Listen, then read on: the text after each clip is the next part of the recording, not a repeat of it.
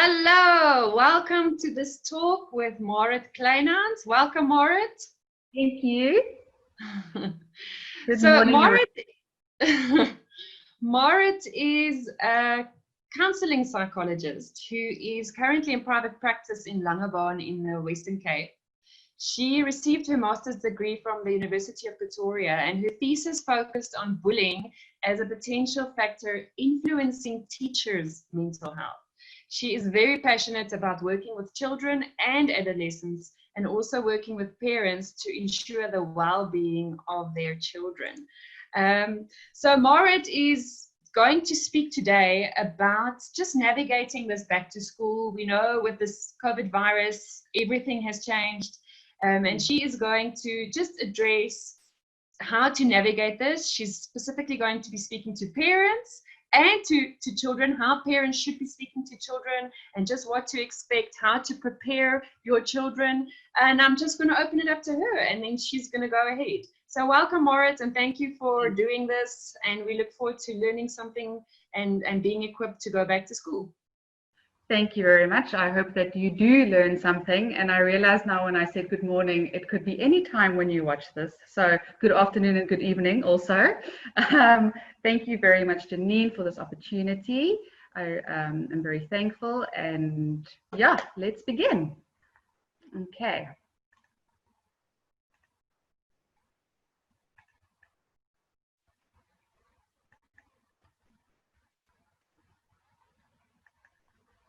All right. Okay, so today, yes, just like Janine said, I will be talking about kind of mentally and psychologically and emotionally preparing yourself and your child to go back to school during this COVID-19 time where so much has changed. And I will also be providing some practical tools, hopefully some tools that you have used before and you can use again, or new ones that you can try and use and see if that can help for coping for yourself and for your children during this time. Okay, so just a little, just me going like this now is my brain is saying, remember, you're not supposed to touch your face. So that's, sorry to be so random, but it's amazing how we are already thinking about becoming more aware of not to touch our faces and so on. And yes, we will talk a bit about that because I think it is one of the most difficult things, especially for the younger kids. Okay, so I will discuss a bit the role of the parent, which is very important. The parent understanding your child or your teenager. So please note that I'm not specifically referring to a certain age in this talk. I'm really talking from very, very young to your late adolescents. So some of the things might work with this age group and some things won't. So I will try and try and incorporate the different ages where I can. And then I will talk a little bit about what information to provide your children or teenagers with, what is appropriate, what is not, how much should they know, and then a few tips and tools. Okay, so the role of the parent for me is almost the most important thing in this time, because the parent provides so much for the child. The parent provides so much of the foundation of the child, and the parent themselves, your own foundation needs to be in place.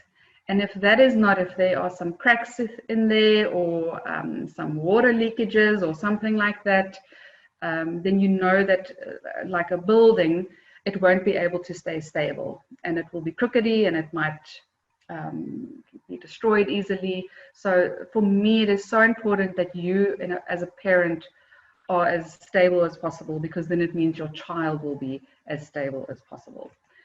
So the first thing I want to talk about is being a role model. You are the role model for your parent. It can't be anyone else. It can't be the teachers. We can't expect that from the teachers.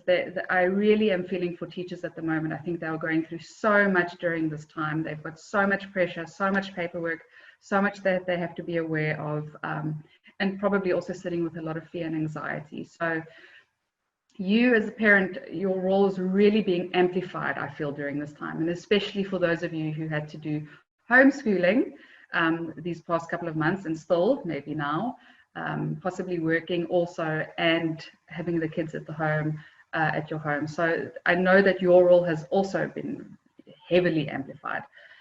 But here you can really, just in small gestures, I almost want to call them, you can be the role model for your child. So if you go to Pick and Pay without a mask and your child sees that, and you tell them to put their mask on at school, and they say, no, but you didn't wear it when you went to Pick and Pay, so why should I? And you know, the children, they can be like this. They see exactly what we do and they love to use it against us. So really try and be cognizant of that, and let them see that you wash your hands when you come home. Let them see that you wash your hands before you eat. Let them see that you wear your mask when you're supposed to. You really are the role model for them, especially when they go back to school now, when most kids are going to start to go back to school now, which will be really challenging for so many of them. Okay, then again, referring to that foundation, children pick up on your stress, your anxiety, all of your emotions. A lot of parents in my practice come to me and they say, yeah, but he's only 3 years old. What does he know? He knows because they feel.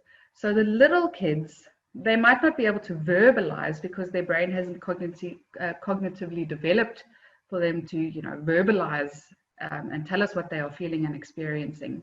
But they see the nonverbals. They feel the energy from the parent or between the parents, and they see what is going on, and that has an impact on them. So it is very important for you to be aware of your own process that you are going through. If you are stressed, if you are anxious, and I'm talking today specifically about them going back to school perhaps, and even if it is anything else, to just be very aware of that and manage that in your time.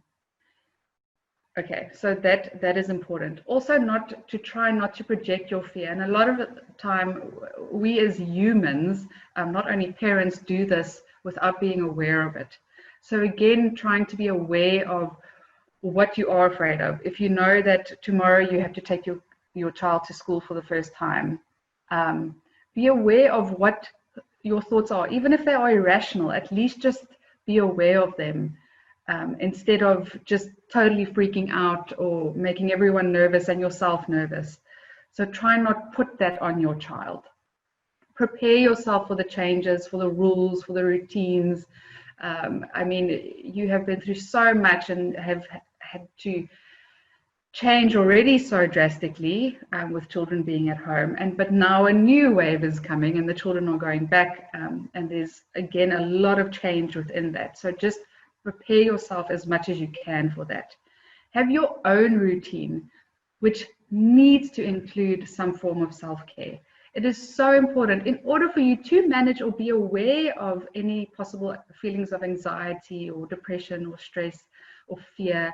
To be aware of that, you also need your time then to have just some calming time, some quiet time, some relaxation time, even if it is just going for a walk, or you can go to the salons now again, so to do your hair, or talking with a friend, something like that. It is so important for parents to also have their me time.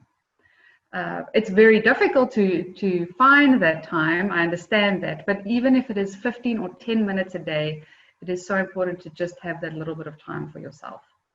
And then be kind to yourself also.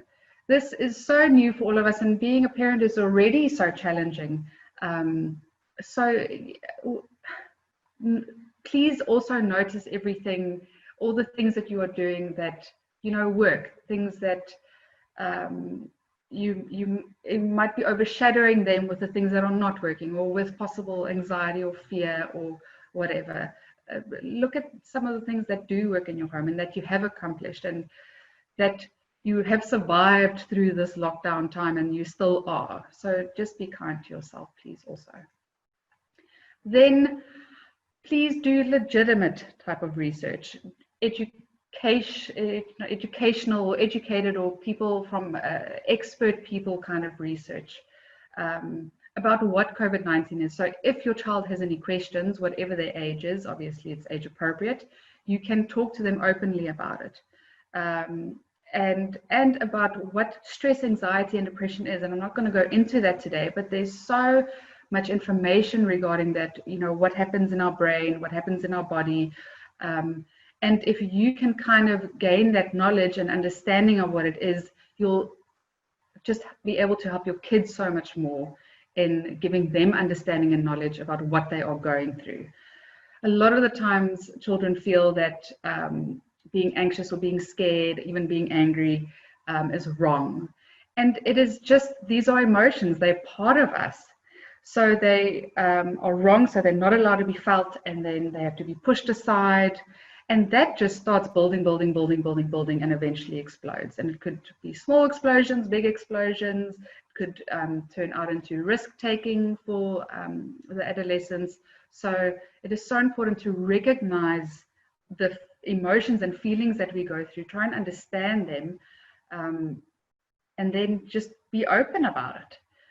So almost I want to say, change the conversations that are possibly happening in your house. Let there be a shift towards being open to emotions and not maybe being afraid of them, as what many people are, and myself too sometimes. So yes, there are, for example, some wonderful TED Talks, which I really enjoy because they are expert people. I can mostly trust what they say, or, you know, you can't trust everything, but something like that I would recommend. But there are so many things on the internet, obviously, but again, just be careful. Make sure that there's a boundary with you helping your child and them helping themselves. So try not to do everything for them, because then they won't learn to do things for themselves. And I think sometimes as a parent, we tend to overcompensate. So we think, oh, shame, they have to wear a mask all day and they have to go through this and this. And it's almost like we believe that they can't, but they can. Children are the most resilient beings. So they can, they will be okay. They don't need cupcakes every afternoon. They don't need you to make up their bed because now you're feeling sorry for them. It is very important that they still find out who they are, that they still age appropriately, do their chores at home, do what they're supposed to do at home. You don't have to give them any special attention. Obviously, give them acknowledgement, and I would say, wow, you wore your mask the whole day today. Well done. That must have been really difficult. You know, absolutely you can do that. That's not going over a boundary. That's just acknowledging a difficult thing your child went through. But I'm specifically talking about helping them with things. That just be careful of that boundary. Remember that you are the parent, you are in charge, you make the rules. Because it is so difficult.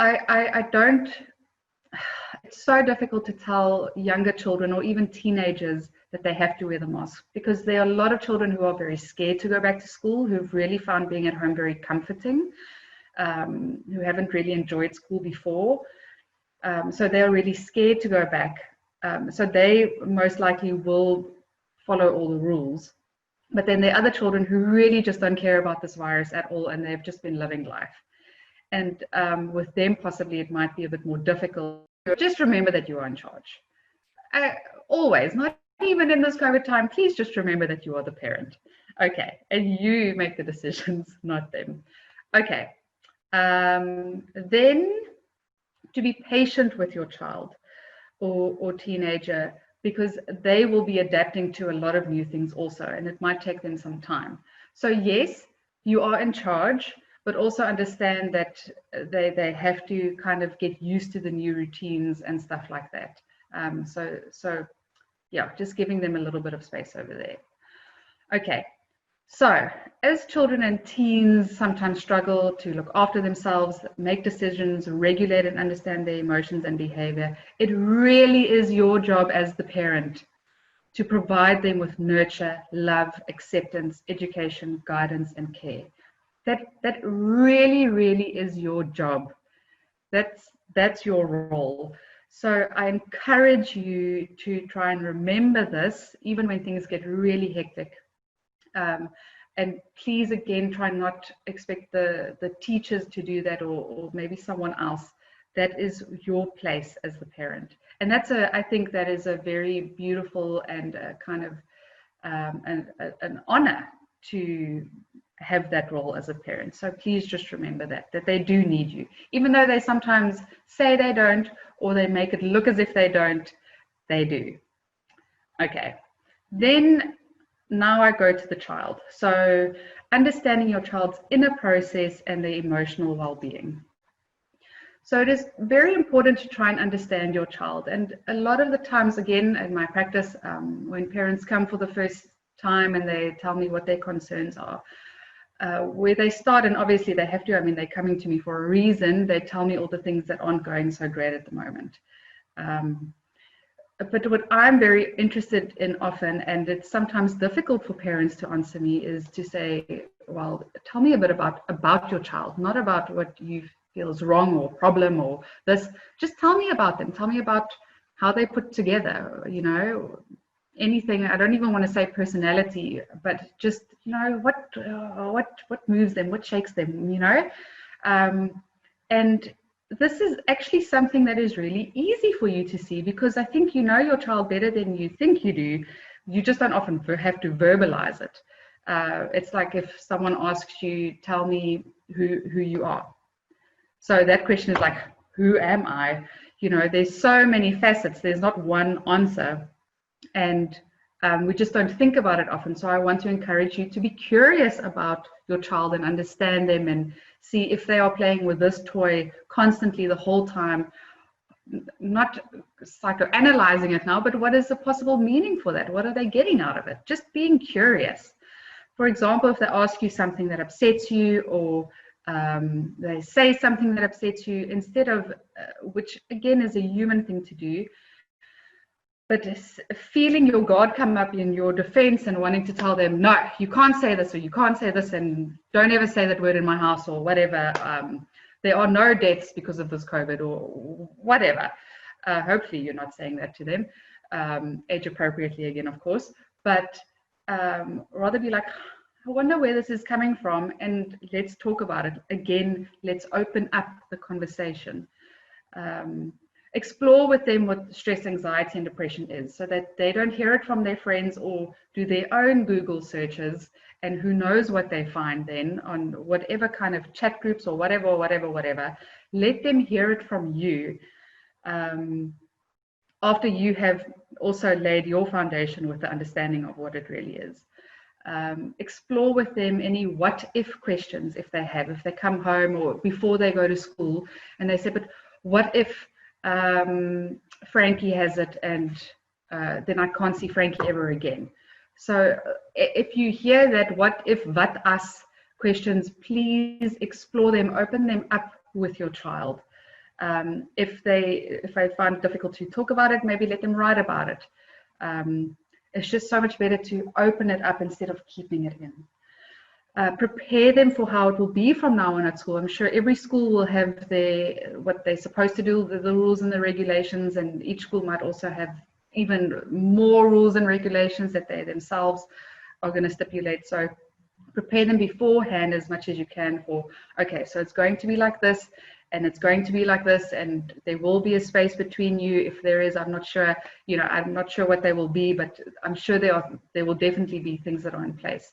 So the more knowledge they have of what is coming, the more predictable it will be for them. So when they arrive the first day at school, it won't just be like, everything is different, and feel overwhelmed and scared. So really try and talk to them. And if they want to talk about it 10 times, and even though you've told them 10 times, please tell them the 11th time. Try as calmly as possible, because sometimes kids do need it 10 or 20 times. So here is a kind of a list to look at, just to be aware of. I really never provide a list like this so that you yourself can diagnose yourself or your child. with depression or anxiety, whatever. So please take note that this is just something for you to be aware of as a parent, to look out for these kinds of intense behavior changes. And if you do feel that your child possibly has one or more of these, and it really is very much out of their usual behavior style, please go see a medical professional, please a GP or a psychologist, someone that can give you more guidance in terms of this. So note again, I said intense behavior changes, in feeling helpless or hopeless, eating more or less, talking more or less, watching more or less news, and we'll talk about the news a bit more now, or I will. The sleeping more or less, finding less pleasure in things that they used to find, in decreased memory or concentration, planning on hurting themselves. Obviously, that is a very, very big and serious trigger that urgently needs attention. Returning to behaviors that they have outgrown. So if you have your 6-year-old asking for a dummy again, obviously there's something that is not right there, because they need that form of soothing. I'm talking about behaviors like that, excessive crying or irritation, or avoiding activities that they enjoyed in the past. Just in terms of the soothing, it is very common for any age so I really want to emphasize that we as adults do it as well. When we are feeling stressed or anxious, we have things in place that we do to soothe ourselves, to comfort ourselves, to kind of feel better or work through that emotion. And sometimes the thing is that some are healthy and some are unhealthy. So if you see that your child is developing an unhealthy habit, for example, like chewing their nails or pulling out their eyebrows or something like that, instead of that, replace it with something else soothing but more healthy for them to do. So you can make you can have a stress ball, or you can even make one with them. So there's some bonding time also, the ones with the flower inside. Any kind of thing, something that they can touch with their hands, something that they can do with their hands.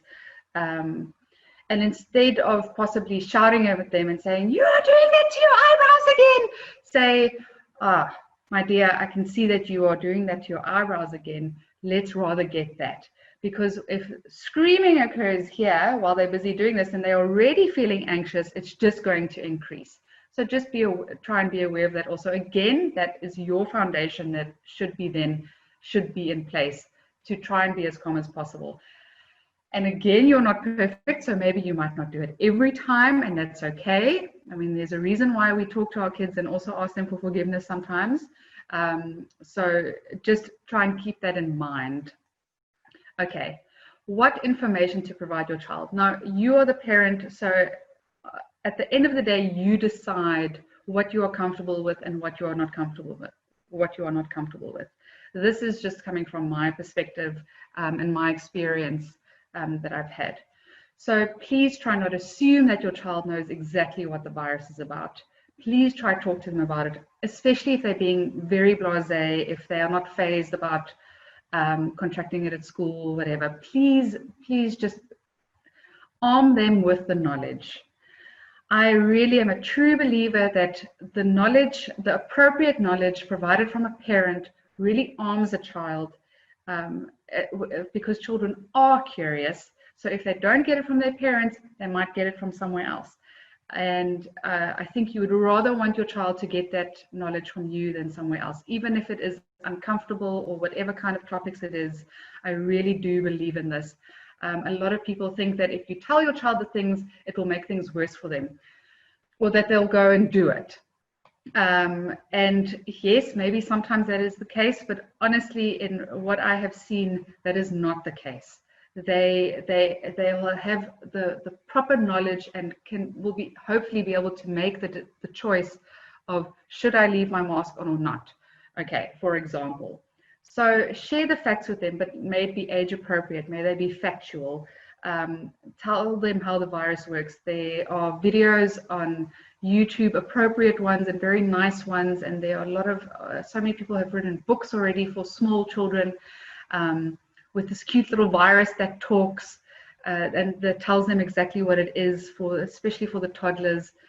So share stuff like that with them so that they, get that knowledge once again. Tell them what's different about this virus compared to other viruses or sicknesses or diseases. What the role of the underlying medical ailments are. So why you can't give gran and grandpa hugs anymore if you're going to go back to school, because maybe you might have something, and maybe they don't understand that. And every day, if the grandparents are possibly living there, or if you see them over the weekends, I'm not even going to say what you're not supposed to do, because obviously people are seeing people. So, but just be aware of that they do have to have that distance with them. And if they don't understand why not, then they're going to do it. So the more you can arm them with that knowledge, hopefully they'll have an understanding to not do it. At the end of the day, they are still little children, though, and I'm talking about the little ones specifically. So their instinct is to see Oma and run and hug her. And I don't even know how to tell you how you stop something like that. So that is very, very difficult. But maybe just try and remind them, or maybe they can just hug Oma's leg or something like that. And again, and tell them that there is still so much to prove, and new research is being done, and we find new information every day, and that this works and didn't, and this actually did work and we think that it didn't. So it's as confusing as it is for them, it is for us as adults also. Take time to answer any questions that they may have in a way that they will understand. So again, if they ask you 10 times about what the virus is, please try and explain it to them calmly every single time. And if they come to you with fears or worries, please again open the conversation. That really for me is today the biggest tool that I can offer you, is to open up your conversation more in your house about emotions, about the virus, about how that your kids are feeling. Reassure them that the school and you are doing everything you can, putting all the precautions in place if the child is very nervous about going back. So just keep on reassuring them. And this one is really difficult. To have a plan in place if someone in the family or the house gets COVID-19. Sorry, there should be another bullet point there. Something must have happened with my slide. The be aware is the next one. Because we can't go with that person to the hospital if they are hospitalized, or because the child might not they might not understand that. And here it's very difficult. So I almost don't want to say, what I suggest is that at least you and you as the parents, or you and your partner, have a plan in place. So if it would have to happen, if one of you or your child has to go, that you know what you are going to tell them. I would have a plan like that in place. So not necessarily telling the child what the plan is. If they are older, I mean, it's easier. You can tell them that this is the process, that if someone gets really sick, they go to the hospital and we can't go with them. We can't visit them. It's really, really very difficult. But for you as the parents or parent to just have for you that plan in place of how you're going to handle it if it were to happen. And then be very careful about what you speak about as adults, especially regarding the statistics, because kids do hear everything. And again, no matter the age, they can feel any tension or fear. So be very careful when you talk about that. And if they do hear something at school or they read something online, again, open it up in conversation and talk about how that made them feel and what that did to them inside. But just be aware of what you talk about as an adult. Okay, and then a few tips and tools for helping your children or teens with any possible feelings of stress, anxiety, or depression. And this is for this time during COVID-19, but I must say this is also for all the time, for always. So physical activity, which is such a wonderful tool that we have, that we can use every day, and it is just the best thing. This is why I put it first, because it really decreases feelings of stress, anxiety, and depression. And like Janine's Oval Group, the online classes that she has, something like that you can do in your house. So you don't even have to go outside if you're scared of going outside. You can go walking. there are just so many things that we still can do at the moment to be physically active, and it is just vital for release, for getting fresh air, for pumping your heart, for getting that energy and blood flowing for you and your child. Improving the self-confidence, improving the sleep cycles, which is so important, and your brain power and memory. So physical activity, if you do that every day, great, but if you haven't, or you did for a long time and then you stopped again, try and then just do it a few times a week at least. Okay, having a healthy and balanced diet is so important. And I'm not saying, please read the word balanced. I'm not saying that you have to cut out everything, or cut out this or cut out this and only eat this. And I know there are those diets and they do work, and that's wonderful, each to their own. But what I'm talking about is balance. So instead of having your child have a chocolate every single day, maybe for dinner before they have to go to bed, which will, give them that high and then that low again, and then you get the tears, or something like that, maybe once or twice a week, or just really being aware and cognizant of what you are eating, what you are putting in your body, what you are putting in your child's body, because that also has to do so much with how you will feel about yourself, if you have energy or if you don't have energy. And if your energy is low, the stress and anxiety feels so much more than what it actually is. So I encourage, the vitamins, the omega-3s, the olive oils, fish, berries, chickpeas. A lot of people say, I can't eat all these things, they're so expensive. And then I would very much want to look at the end of the month at how many very lovely, don't get me wrong, I love comfort food, but how much comfort food was bought in that month. And instead of maybe just halving that and then affording berries or nuts, which are just like, they are brain food, berries and nuts. So really looking at that, trying less gluten, less processed food, less soft drinks, less red meat. I'm not saying never braai and never have a steak, but just maybe not every single day. So the balance, finding the balance. Then routine, for you and your child, having a set routine, just creating that structure, again, that predictability, that sense of control, because routine at the end of the day does give that sense of control. And in this time where we feel absolutely out of control, at least we can structure our days in a sense, and they kind of have that feeling of control, which is fine. It's a human thing to want to feel in control. Having a timetable, letting it be as consistent as possible, but especially for your child, if they know that when they come home in the afternoon, this is going to happen, this is going to happen, especially for the anxious and the nervous child, it really helps a lot. The consistent sleeping patterns are so important. It's fundamental to how we think and feel and behave. The sleeping, I really encourage healthy sleeping habits, again, being the role models. Not saying that you also have to go to bed at 8 o'clock, but tell them that because you're a bit older, you can go to bed at 10 till 6 or whatever, that they also see that you also, have the appropriate sleeping healthy sleeping habits. Have a bedtime routine, especially for the little ones if they really struggle.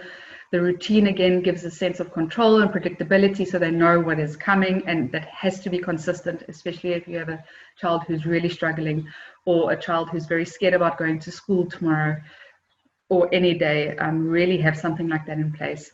And no screen before an hour, and I would almost say 2 hours before bedtime. I heard a study the other day on the radio. Can't remember what area it is in the brain, and I don't want to say one and I might be wrong, but apparently if everything is dark and you all of a sudden there's a message and you put on that message, that screen that we know we're not supposed to look at it, that can wake us up. It wakes the brain, this part of the brain up so much. It's almost as strong as if someone who was intoxicated all of a sudden just became sober. So that is, and I do believe the source where it came from. But that is how intense that screen, when we look at it, how much it wakes up our brain and how much people then struggle to fall asleep again. So if your teenager is trying to fall asleep with their phone in their hands, that might not work for many other reasons also. So please just watch out for that. Make a worry time for every day. Write down with your child what they are feeling, if they have the feelings of stress or anxiety or depressed. And it could be anything. These are just a few examples. They might have fear of failing the year, which I know is a big fear for parents and children. Having to go back to school after it being so comfortable at home. Not being able to hug your friends, that really might be a worry for some of them, or having to wear a mask all day. What if it drops down? What if it dropped and then I got it, or whatever? Let them write it down so again you can talk to them about it. If they are at school, let them write it on a piece of paper or give them a little book that they can write it in, and then later in the day that you can get together. You can get together as a family and share all your worries if you want. Just the adults, please remember not to make it about your worries. We'll always focus on the children's worries. Let them know that you as an adult also have worries. I mean, that's fine, but just not make it about yours. And then again, opening it up and letting them talk about it instead of maybe sitting like this all day, being so scared because of this thought that's going on. And then talk to them about how they can cope with it. So maybe if they do have that fear when they're in class, maybe that you can buy them a very nice eraser that they can have in their pencil case that they can hold onto. That will maybe again give them that soothing, calming kind of feeling. Something like that. You can be creative with that. Then reducing screen time overall, and I know this is very difficult, especially for the older kids, as they need more screen time with the homeschooling. But for me, that is even more so important to reduce the screen time that they've already had even before the lockdown. So really just keeping a check on that, keeping a check on what they read and watch. Again, you are the parent, you make the rules. I really do believe if you pay for that phone, you have a right to look at that phone. Obviously, appropriately. If you haven't heard about it, there are many parents who have a contract with their children when they buy them a phone about what the parent's right is, what they can look up and not look up on the phone. For example, some parents will not go into WhatsApps, but at least read the internet history. What you've searched on the web. I can't think of that now, but that history. So, every family is different, but just remember that you're on control, and please just remember that there are a lot of bad people out there who are doing terrible things online. So you need to protect your child or teenager. Allow for social screen time, and I know this sounds now very conflicting with what I've just been saying, but for so many adolescents and young teenagers, they are not getting the time that they used to with their friends, especially those that haven't, most of them who haven't gone back to school yet. So also, allow for that time for them to have that time with their friends, which is so important because that's the next phase in their life, is to almost be more reliant and build that friendship groups and find out who they are, kind of moving away from the parents, which I know is very difficult for some of you, but that is very, very important. They need to learn to be independent, and those cognitive shifts are really happening in their brain, so that it is something that they need. But again, with a balance, not in the extreme. And then talk to them about social media, that it can be interpreted incorrectly or it can cause unnecessary fear or anxiety. So again, you need to watch what they are watching or reading online. Just all the conspiracy theories that are out there. If a child who is already anxious is reading about these conspiracy theories, it will just make them more anxious. So I just don't think there's a need for them to know stuff like that at the moment. They don't even understand what that really is, just for example. Then using legitimate available sources. There are so many books, wonderful, wonderful books. You can find them online. You can find them at exclusive books, at bargain books. I'm sure if you go to secondhand bookstores, and there still are so many, and it will be wonderful also to support them. There will be these kinds of books that if you're not sure how to explain what depression or worrying or sadness or fear is to your child, then read a book with them about it that explains it for you. And there are so many books, wonderful books out there for parents, if parents are not sure how to cope with these things. So please open yourself up to these beautiful resources that are out there. There are also these wonderful apps Clear Fear for children and Calm or Headspace for adolescents. Look them up. They do cost money, but I really feel that they are worthwhile. They each have their own thing that they do, and I can really highly recommend this for your child. They're on YouTube, the appropriate videos. There are videos for how to breathe, breathing exercises. There are the wonderful videos for showing your child how to wear a mask, why to wear a mask. So things like that, make use of these resources that we have, the legitimate ones. The breathing exercises I also love, and it's also in these apps because that's just helping the child to calm down, to center them. And that is a tool you can give them that they can use at school. So if they are feeling panicked or freaking out, that is something that they can do in their own time. You practice that with them at home, and then at school they can remember, okay, so I can't breathe. So what is that exercise that I did with mommy? And then this one is a lovely one. This is a slow, I can't remember its name now exactly. I think it's like the butterfly hug. But you just very slowly, you just move your arms like this, and it kind of just, because you're hugging yourself also, and there's something is happening here and in the brain and everything. So something like that, give that to them, something that won't embarrass them also. Maybe that would embarrass them to do that in front of the class, not in front of, but in the class, but just a breathing exercise they can do and no one knows that they're doing that. As a family, have family circles where you share what COVID-19 has taught you about yourself, about life. So taking positive things out of this challenging time, looking at the positive things too. Wow, we as a family, we didn't strangle each other. You know, there were very difficult times in that, especially in that first month. Well, actually in the first month, I think everyone just loved being at home all the time, but then it got a bit maybe too much, but maybe everyone didn't love it. But, you know, see yourself, what you learned about yourself and how you coped as a family through it, and take out that positive. Get a gratitude box where every now and again, everyone writes on a piece of paper something that they are grateful for, or thankful for. And then at the end of the year or at the end of the month, or if you've done it for a couple of months, you take out the box and everyone reads everyone's things that they wrote. That's really just something uplifting. Make time for fun and relaxing activities. This is so important. Of course, it's important, schoolwork and all the other things, but just also to have fun. Instead of maybe watching series every night, build a puzzle together, play Uno together. There are so many board games, wonderful family board games. Have some fun, laugh. You know, we need to just laugh. Share your concerns as a family.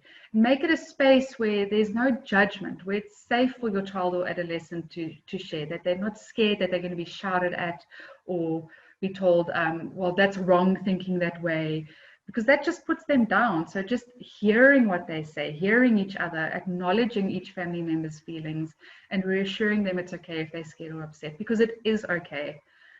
It really is okay. And we need to kind of also tell ourselves that as adults, it's okay to worry about this, because it is very frightening, and rather be aware of it than just being anxious or scared the whole time.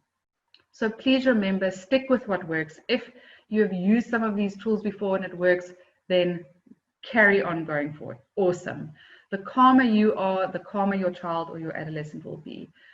Please be open to open and safe conversations with your child. Again, that really is my biggest takeaway for today. And getting that expert advice, for example, like this webinar that Discovery had. Specialists, so hopefully they know what they are talking about. I didn't watch that whole thing, but yes, it is actually a very good one. And just to end, I just want to say again, and I'm saying this to myself also, because I also do have to remind myself of this, that we are where we are, and we cannot help that. So really being okay with not being okay, and trying to accept the situation that we are in. Remembering that we are adaptable. It's innate, it's so part of us, so we can adapt in this situation, and your children especially can. They will be okay. That life is unsafe, it is uncertain and challenging, but we do have resilience, and we are able to face these things and work through it. So many people, and myself again included, sometimes fear struggle. We have this bad social thing against trauma, like it's the worst thing in the world. And it is terrible. It's terrible to go through something traumatic, but there's so much growth and strength that comes out of it.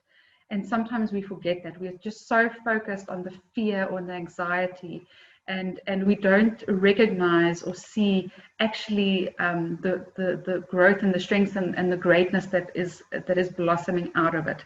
So please just try and remember that and express gratitude for what you have. And remember for your child to do that with your child too. Okay. Thank you very much. Thank you for listening. I again really feel honored to have shared this with you today. And thank you, Janine, also for the opportunity.